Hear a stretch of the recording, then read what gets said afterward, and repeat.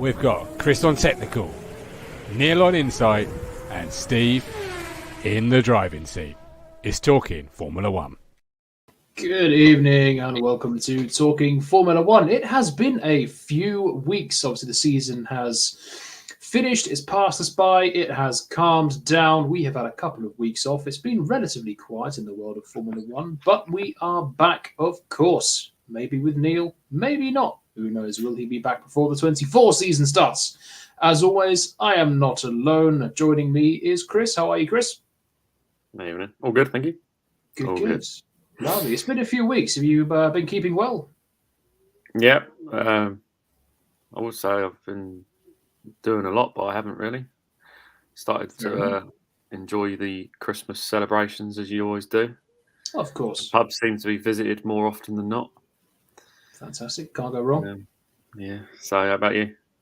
Yeah, not too bad. I've been working, so as always. But we've got a week till Christmas, and I've done my Christmas shopping, so I am sorted for the first time in many a year. I've actually done it early, which is not too bad. I'm quite happy with that. Yeah. But there we go. It's been a few weeks. Obviously, not a lot has happened. We've had a few sort of talking points and bits and pieces. One you brought up earlier, which completely slipped my mind amongst the world of Formula One. Now, Alfa Romeo are not the title sponsor of Sauber anymore. They've changed their name. And what is that name going to be? Something's. Oh, what is it? Team Kick. Team Kick. Alpha F1. No, I don't even know. It's like I'm going to have to get the full thing up here. To be fair, here we go. I've got it here. Stake F1 Team Kick Sauber. I mean, it's just like they found a load of words and put them together. Dictionary, that'll do. Go. I know that they call Stake F1 has to be called Kick. Right, Stake has to be Kick in other countries because it's a gambling site. Right. But they just decided to name them all. It's just ridiculous, isn't it? World's worst name. They're going to be called Sauber. They're just going to be Sauber, aren't they? Oh, to be fair, even Alpha, it was sort of still a little bit Sauber, known as Sauber. But that Stake F1 Team Kick Sauber looks like they've just. Do you know when you get a word limit? Yeah. And they've like, we've got to fit all this in here, but how do we fit it in? Just jam it all in. I hate that because I know that obviously sponsors, they need to be named in the team, but no one refers to them by no one ever calls Ferrari Scuderia Ferrari Marlboro. It was just Ferrari. Yeah. No one does it. It was like Mercedes, AMG, Petronas, F1 team. Mercedes. It's going to be Sauber. No one's going to go, I'm a big fan of that Stake F1 Kick Sauber Racing GTF team. It's like when McLaren Mercedes back in the 2000s. They were just McLaren, really, aren't they? West McLaren Mercedes. No, Williams Martini Williams. Although they were gorgeous killers. But the entry list. The AlphaTauris haven't changed the name yet. They're just Scuderia to AlphaTauri.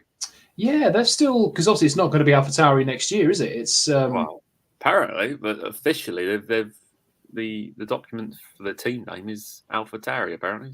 So if they haven't confirmed a name change for 2024, there must be a cut-off point for the FIA before they say right entries in. That's your name. Obviously Sauber, I'm not going to call them by their stupid name. Sauber have done it. They're going to be half the dictionary long. But AlphaTauri, they're still down as, AlphaTauri. But there was Boss Racing or Adidas or whatever it's going to be. And they're still down. Racing Bulls was the last one, wasn't it? Racing Bulls. You got Red Bull, Racing Bulls. Stupid. They're running out of ideas. I think the Racing Just go back to Toro Rosso. Yeah. Go back to Toro Rosso. That was a great name and the cars looked brilliant. Nothing wrong with it. The cars look good. But it's I always thought they had gorgeous-looking cars. What's the Sauber going to look like? That's the thing. Because Stake, whenever Stake sponsor anything like Watford or Everton or anything, it's just a big, massive Stake name planted. Yeah. And when I had the kick on the car in where was it? It was that lime green kick. God, that was horrible. Ooh, a lime green F1 car. I'd like that. I'm a sucker for a lime green and black or an orange and black F1 car. It's like when Sauber was sponsored by Chelsea and had the Chelsea badge on the monocoque. Oh, that was just surreal. That was so weird. But I think their colours, isn't it their colour like a grey colour, white and red? Because back in I want to say 2013, 14-ish, when they were terrible. They had that sort of car in their early years as well, because a lot of it's been down to sponsors, why they've been the colours they have. Obviously BMW, and then you had the Red Bull Petronas early noughties days. It'd be interesting to see, because Sauber have got a history of quite pretty cars. So I think their Vegas delivery was their best one out of the AlphaTauri. Well, even though it was very similar to the Mercedes. Fortunately, they were opposite ends of the grid, so you didn't have to, compare them. But... Excuse me. Sorry, that's gone down the wrong way. Wow. There we go. Yes, that was quite a nice livery. They've always sort of had a way, even the Alfa Romeos for the past, 2018, 17 they started. They were 18. Beautiful cars.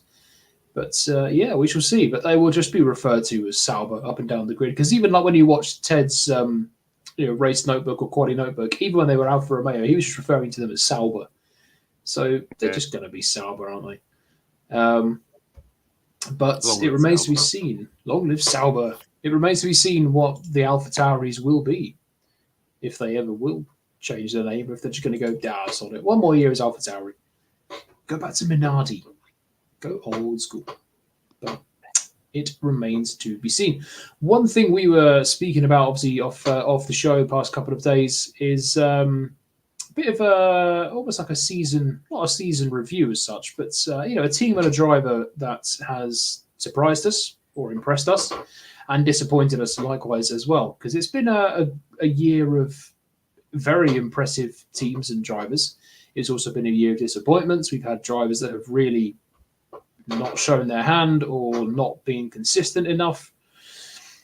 And I was racking my brains, to be honest. I don't know about you, to think of drivers and teams, that I could put in these categories. But if you had to pick, if you pick a driver who has, we'll start with the negatives. If you pick a driver who has disappointed you the most this season, who would you go for?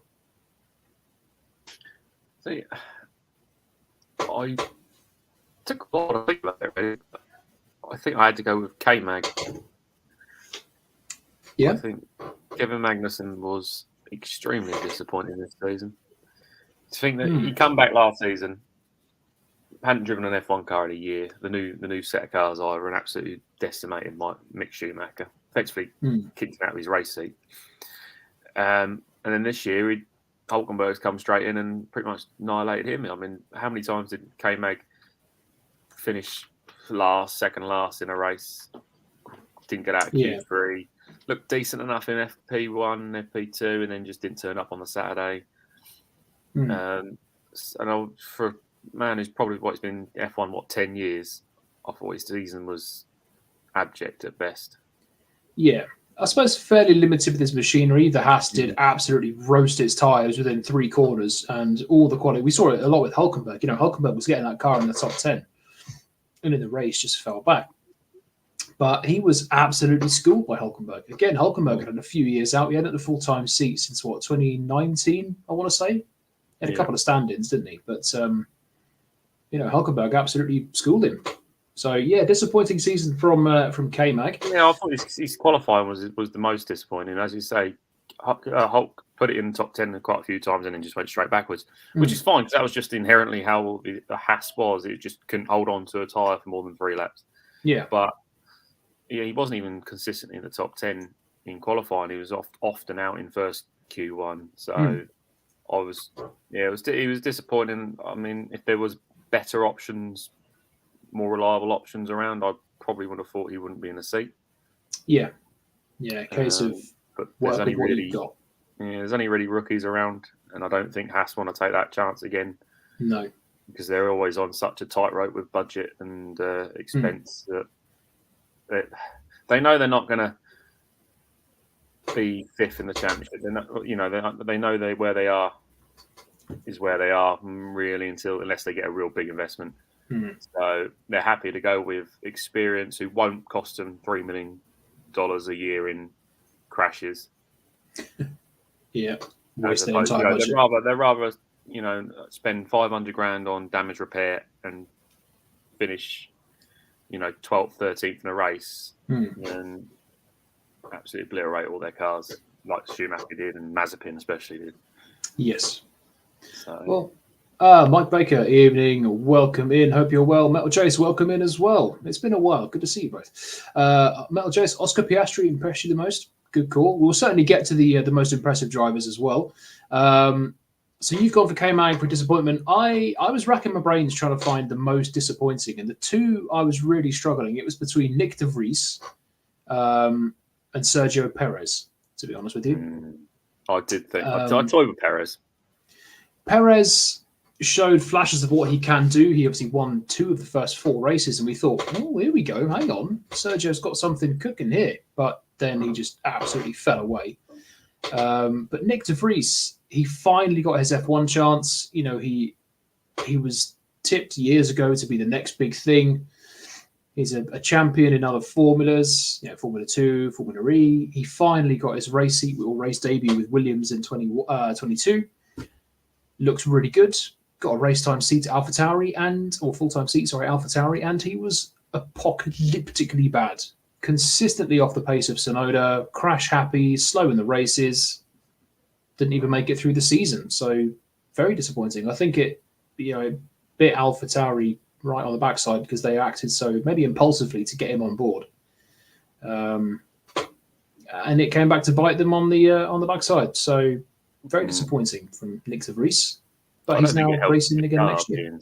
As well, the machinery, like K-Mag, really, was the first 6 months that AlphaTauri was a dog, really. It was the worst car on the grid for sure. But it's just the fact that he was just so consistently off Tsunoda's pace. And Tsunoda's never the most consistent of drivers. If your car's terrible, there's only one thing they're going to compare you to, and that's your teammate. Absolutely. So there were obviously drivers that did disappoint. Like I say, it was very close. Well, Perez was one, obviously, but and I actually my runner-up was Lance Stroll. That's a good shout, actually. Yeah. Again, compare yourself to that great race, the first race in Bahrain, because obviously he come back with broken wrists, and he was in the top 10. And I was, thought, he might have a decent season, and then pretty much from then until Brazil, he just disappeared.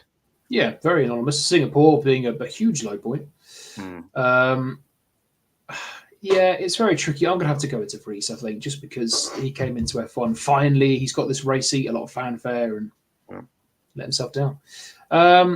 Obviously, drivers disappointed us, but there were certain teams, I think, which failed to live up to the hype, maybe, failed to impress, went anonymous for most of the weekends. If you had to pick one team that let you down this year or just really went under the radar and didn't do what they thought, who would you go for in that one? See, I'm toying with this one. That's the thing. I would go probably Alpine. Interesting. Not because if you ever think about Alpine, they're like the modern day Toyota. They've got a lot of resource. They're not under financed. They just never go anywhere. They don't have like a decent season or a very good season where they go, third in the championships or whatever. Or they just sort of just hover in that midfield between 6th and 12th, and they'll just fill the places here and there when the top 4 teams aren't there. And I just feel like this year they just didn't develop the car at all. They just kept the car the same. It was sort of just it had decent tracks where it was quick, and then it was just non-existent for the rest of the time. And I'd probably Alpine, because you got your usual like Sauber and things like that, but Sauber haven't Alfred checked out. And Sauber haven't got the funds to develop a car, so they're always going to be quite behind, and obviously same with Haas. So sometimes when you think back to the Renault days of mid 2000s, and they had the ingenuity of the mass damper and Flavio Briatore and Pat Simmons and all that, and nowadays you just sort of like they got rid of what's his name, Schaffner, whatever his name was, a few years back. And they're just going through heads of the team like quicker than they are drivers. Mike Baker, to be honest, I expected more from George. No, the car wasn't in top order, but Lewis showed him who the daddy of the team is. Yeah, it's a good argument. George, by his own admission, had a very disappointing season. Only, 1 or 2 podiums? 1 podium, I think. Compared to Hamilton, numerous podiums and a pole position. Next year, I think we'll be a bit closer. You got on Abu Dhabi. Oh, of course he did. Sorry, yes, yeah. Yeah, I went for Alpine as well, basically for the exact same reason. They've got all this resource and all this money, and they spent last year fighting McLaren for 4th and 5th. Did they get 4th in the end, or did they just miss out? I can't remember. It was close, wasn't it? But coming into it this year, you've got 2 quite highly rated drivers who were quite feisty, very quick on their day. A couple of podiums with Monaco for Ocon, I think Belgium, or maybe Zandvoort for Gasly. I think Zandvoort. But they just always seem to be in no man's land. And for a large portion of the seasons, they had no chance of catching McLaren in 5th, or Aston in 5th, or being caught by Williams for 6th, who were currently in 7th. So they just sort of spent most of the season in their own little world, crashing into each other or arguing. Or that's where I find disappointing. You see the likes of Williams, AlphaTauri back into the season. You can see how they've made gains. The cars got quicker. They've closed the gap to Alpine, and then you got McLaren who've gone from the back, pretty much to the second quickest car. Yeah. In winter, I know they went the wrong direction, but back into the season they started picking up again. But Alpine, they're just there in 5th, 5th, 6th best team, 7th team over the weekend. It's sort of like, where are they going? Apart from the odd standout performance, there was almost like, oh, okay, because it's like teams I look out for during a race. Obviously, being a Williams fan, that's the first one. But when you look down the order, you sort of just suddenly notice, like, oh, Gasly's in 6th. Oh, okay. But then you look 3 laps later and he's down in 12th. Yeah. Oh, okay. And he'll score no points. Oh, right, okay. It's back to normal. It's one of those teams. So disappointing from Alpine. It was close, Alpine and Ferrari, to be honest, especially after how good Ferrari were last year in the first half anyway, before the car just imploded. But it's got to be Alpine just for going missing for most of the races. But well, whether they'll close the gap or not next year, it's not going to be easy because you've got so many teams who are going to be pushing that gap to Red Bull. But moving on from the disappointments, the negatives of the season, there were drivers who had absolutely incredible seasons, and teams as well, of course. So, again, it was tough for me to pick a specific standout, apart from the obvious. But if you had to pick a driver who impressed you the most this season, who would you go for? Now, this was a toss-up for me. Now, Piastri was probably, I would say, the standout, the eye-catcher of the season, because he's been a rookie. He went toe-to-toe with Lando for quite a lot of the season. It's just a bit of racecraft that's let him down a little bit, but you'll learn that in terms of looking after the tyres, etc. But I actually thought Carlos Sainz impressed me most over the season. Okay. Namely, that Singapore drive. I watched it the other day on the old F1 channel, and it was a bit of a masterclass. In that Ferrari still chews its tyres, and he was quick, but he was also clever enough to know that he had to use Lando behind him and to make sure he kept hold, because he had, obviously, the Mercedes was far quicker car at the time. So he was unlucky. Obviously, Vegas was massively unlucky, and I always thought he was very unlucky in certain areas where he actually was pretty quick on the weekend, and then the car would just die on him. Yeah. So I actually thought, taking them sort of things into account, I was impressed by him the whole season, really.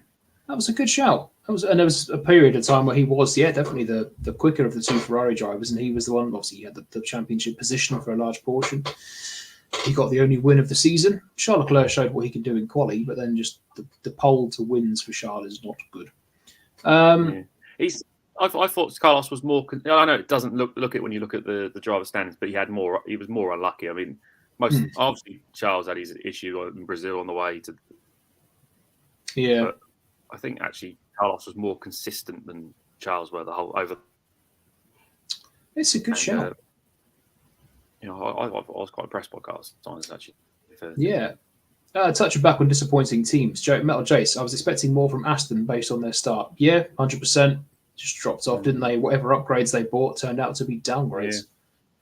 Yeah. It's one of those things. You go down the wrong rabbit hole. Well, Mercedes have been doing it since 2021. You go down the wrong rabbit hole, and it's very hard to get back out of it when you effectively brought a whole rear, and I think they brought a whole new rear of the car, etc. But they're getting a new Mercedes gearbox next season, so. Ooh, Aston Fernando Alonso, world champion. Best draggy gearbox, apparently. Fantastic. I think Claire Williams, I think she said, she was talking about when she was still team principal at Williams, or deputy team principal, she was saying that the downward spiral is a lot quicker, obviously, than the upward trajectory. And it seems to be very much that case for Aston. They dropped off so quickly and it took them ages to get competitive again. Yeah, well, you put a production process in for these new upgrades that you think are going to be magical. And then you get to the track and they're not. And you think, well, we've got to give it. This might be an anomaly, so you've got to give it the next race for a different circuit, then test it again. So that could be another 2-3 weeks before you really know where you're at. And by then, you're too far into the mire and you can't get out. Yeah, but moving on to the driver that impressed me the most, it's to do with Aston again. It's Fernando, to be honest. Again, it was tricky because obviously Verstappen for obvious reasons, but that didn't impress me the most. The consistency did, but look what he was driving. And look how he was just insane, but he was in a whole other realm. He was in F1.5. If I had to pick a driver from the rest of the grid, it's got to be Fernando, because he was still getting performances out of that car when it wasn't competitive. Was it 6 podiums in the first 8 races? His best return for God knows how long. Always up there in the championship. I think and at his age as well. We've seen drivers get to that sort of age and drop off, like Kimi, for example. Vettel wasn't the same. No. Fernando was just amazing all year, and he just consistently outschooled Stroll. When was his last win in Valencia? Was that 2013? 2013. That season, he dragged that Ferrari. Pretty much, it was 5th every week almost. It felt like it was every week it finished in 5th or 4th when it was supposed to be like a 10th place car. It was Massa. I think it was still Massa. It was, yeah. Felipe, baby. And this year felt like that season where he was just dragging all right, the car for the first 6 to 8 races was the second best car in a race. It was fine, but then when they went down the wrong way on the upgrades, he was still dragging it to middle points positions when obviously Stroll was throwing his toys out the pram. Out in Q1 and finishing 13th, 14th. Yeah. And again, you look and you think, how has Fernando managed to finish 6th? That car was an absolute wheelie bin, but he did so well. And it goes to show just how much talent this guy has still got. But they say that the driver doesn't make the team, and obviously the team is the sum of all of its parts. So in the ways of teams that impressed you the most this year, there was a few good surprises. Which team would you have gone for, or did you go for, that impressed you the most, that you thought, bloody hell? There's only one right answer. Probably have to go McLaren, wouldn't you? I mean, to take literal back of the grid, 2.5 seconds off the Red Bull in the first race in Bahrain, to arguably being quicker than the Red Bull in some areas. I mean, you got to take your hats off, and you're in. That's mightily impressive. No other team has made that gap in this generation of car. No, it's phenomenal, isn't it? Within it is incredible. 6 to 8 races. And obviously that they knew that going in, so I think they started redoing their car back in last year. But to make that bigger leap, no other team has made that leap effectively. It's effectively like the 2 seconds they made over the season. It was amazing because when they turned up at Bahrain, I remember watching the race live, and one of them was out and the other one kept having to pit to get his hydraulic pressure topped up. I think it was Piastri that was out, and then Norris was trundling around right at the back, obviously having to come in every so often. I was thinking, this is just going to be such a woeful season. And then you've got people are saying, I bet Daniel Ricciardo's actually glad they paid him off and he's not driving that shit box, and all that sort of thing. And then give it a few months and they're fighting for podiums. Oscar people saying that Piastri had made the wrong decision going to McLaren rather than running around in 12th in Alpine, Yeah. That's amazing. I mean, that turnaround is absolutely phenomenal. And like you say, it's never been done before. That was just incredible. You see teams make some improvements over the races in the season. We've seen it before, but to jump from literal back markers to being the second fastest car on the grid for a large portion of the second half of the season, a sprint win, it was incredible. Lando taking the lead at Silverstone, one of the best noises of the year. I just think when I said there's only one right answer for the teams that have impressed me the most, I wasn't thinking McLaren, but now I think about it, actually, I was thinking Williams, but I have to take off my Williams tinted glasses because McLaren were just amazing. Yeah, Williams did impress me. I think Williams were the second. I mean, they considering where that car really was, it was very, not obviously same time wise, but it was very similar. They were consistently a lower end point scoring team by the end of the season. Certainly with Albon's just where they have been for the last 10 years. Yeah, certainly in Albon's hands. 7th place is their highest finish in the constructors for a good few years because they were, I think, 8th in 2021 when Russell got that fluky podium in Belgium. Yeah, that was just because of one result, wasn't it? That wasn't actually due to the season. Oh, they were also helped by Bottas going bowling in Hungary as well. They got a double points finish in that. That was obviously quite a fluky result. And then 2 seasons of trundling around at the back again. 2022 was just woeful. And then 2023 was good, some solid points. Albon was, again, a standout driver. Again, it was close for me not to pick him, but it's got to go to McLaren, I think. It's the most impressive team. I mean, Aston, but they trailed off. So there's an element of disappointment there. But McLaren were just consistently on an upward trajectory all year. Yeah. I think it's a funny thing because no one really remembers it, but Mercedes have been saying how much they've improved their engine and their gearbox and their rear suspension. Now, they give all these parts to Aston Martin, McLaren, as part of the customer service of having their engine. So not only is Mercedes improving their car at the same time, they're improving effectively their rivals because they get the same package. Yeah. Making efficiency, which you kind of forget half the time. So actually, them 2-3 tenths they're gaining is probably 1 or 2 tenths you're giving to your rivals as well. Yes. So you've got Williams still trundling around in the back going, have you got the upgrades? And they're going, yeah, trust that we have. We just can't make it work. Really? Look how quick the McLaren is now. Yeah, I know. Thank you. Not what the Braun did, and just bodge job an engine in there.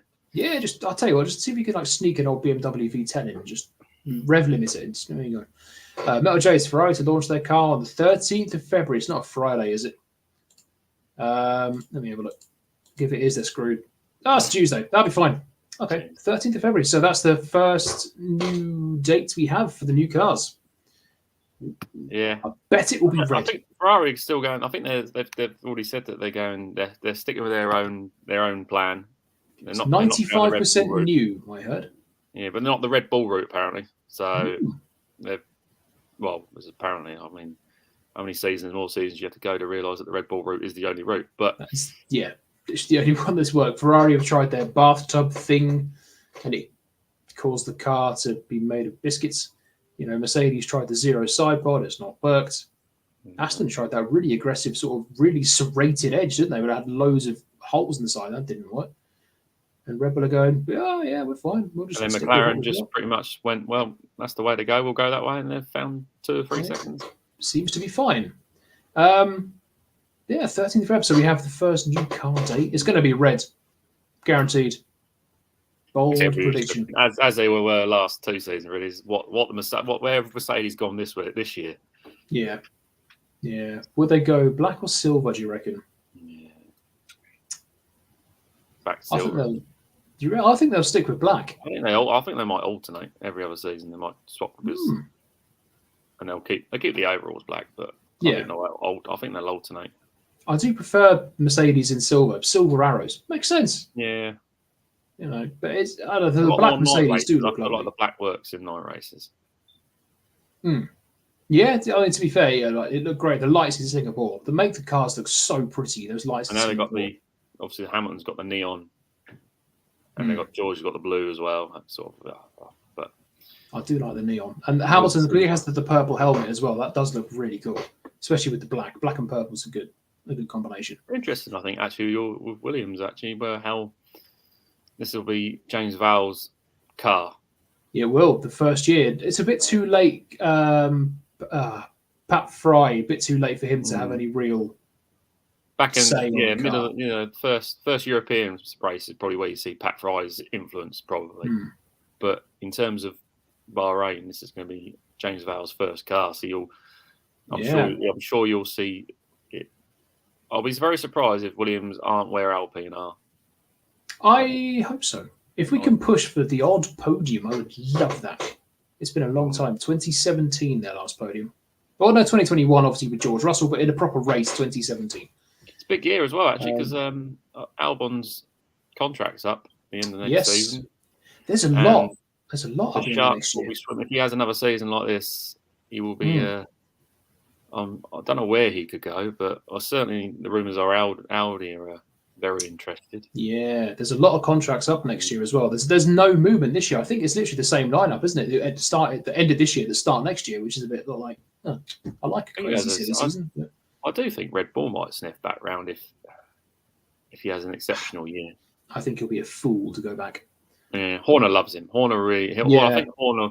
The reason they took so long to decide between Albon and Perez was Horner was just hoping that Albon pulled it out of the bag, so he had an excuse to keep him. Yeah. Metal Jace thought Ipswich's new sponsor Halo Halo ISTM, McLaren sponsor, looks good at Portman Road on Saturday. Yeah, they did actually. I quite like that. But that brings us to the end of our little half an hour chat here. Obviously, we had no Neil, so maybe next week. I think we could look at maybe some contracts, that sort of thing. So maybe he's already in Bahrain. I don't know. But we shall see. But thank you very much for joining us. Yeah. Apologies if we've taken a couple of weeks off, but we are back now, so it's all good. Not next week, it's Christmas. Apart from next week, because it's Christmas and we're all going to be too drunk. I'm going to even forget what Formula One's all about and just cry about Ferrari season. But there we go. Thank you very much for joining us. We'll see you in a couple of weeks. Well, no, New Year's, isn't it? We'll see you when we see you. No doubt we'll go live again. Have a wonderful Christmas, everybody. Drink, be merry, eat far too much. Chris, have a great Christmas as well. And you. So we shall Monday the 5th. That is the day we shall be back. So we shall see you in 2024 when there is not a lot of time between then and pre-season testing. Might have some more car launch dates then by then as well. So yes, have a wonderful Christmas, everybody. Have a great New Year. Drink far too much, but don't drive and be responsible with it. And we'll see you in the new year. Take care. Cheers.